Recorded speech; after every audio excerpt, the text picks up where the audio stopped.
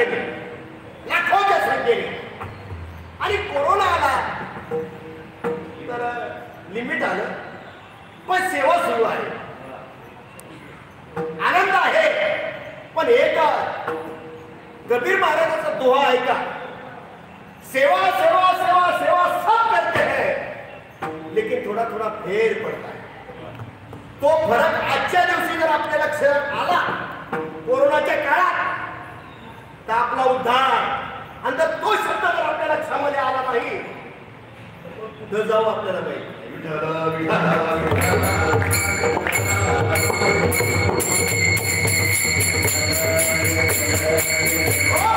कबीर महाराज म्हणतात, सेवा केली तुकोबाराने देवाचं दर्शन झालं.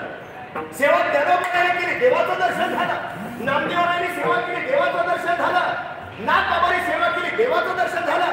सुखोबाराया, गोरोबाकाका, जनाबाई, मीराबाई, सखूबाई या सर्व संतांनी देवाची सेवा केली, देवाचं दर्शन झालं. आज आपणही सेवा करतोय. देवाचं दर्शन होतंय का?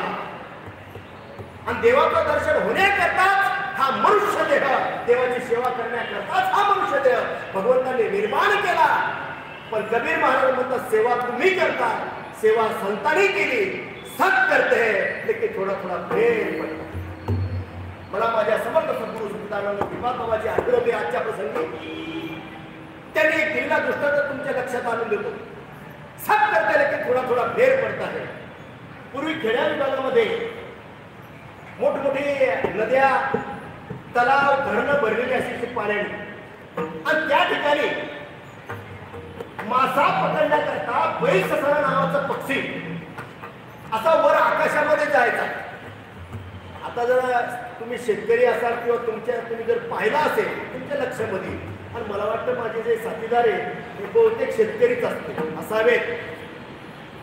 तो बैससरा नावाचा पक्षी वर आकाशामध्ये जायचा आणि असा लपडत लपडत लपडत करायचा. पाण्यामध्ये कुठला मासा झोपलेला आहे आणि कुठला मासा जागरूक आहे हा मैदानावरून लक्ष द्यायचं. त्याचं कोणता मासा झोपलेला आहे, कोणता जागरूक आहे.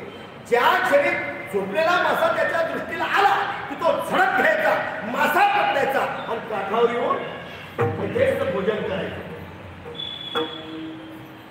हे एका कावळ्याने पाहिलं.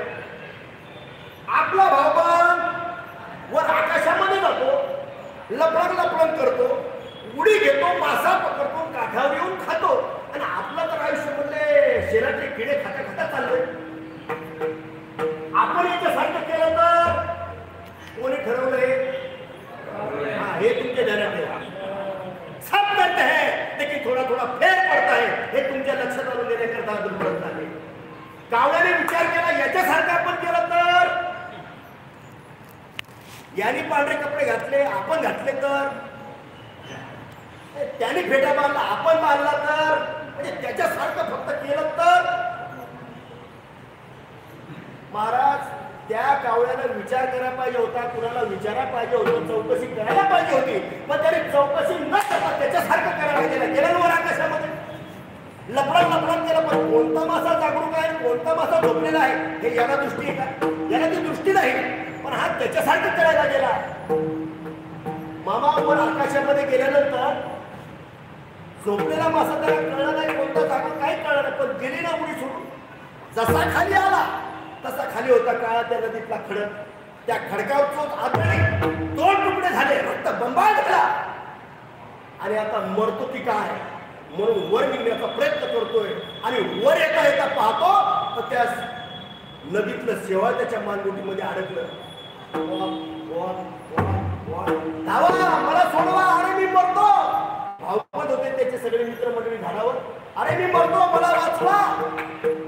महाराज, ज्या वेळेला संकट येतं त्यावेळेला कोणी जवळ येत नाही. ज्याला कोरोना झाला त्याला विचार. महाराज, आई जर दवाखान्यात असेल तर मुलगा दुरून भाकर देतो, हो जवळ जाऊ शकत नाही. बाप मेला, मुलाला बातमी कळाली की बाबा गेले नाही, हो मुलाने ती बळी ताब्यात घेतली. हो, जेव्हा वेळ येते तेव्हा कळतं कोण कोणाचं.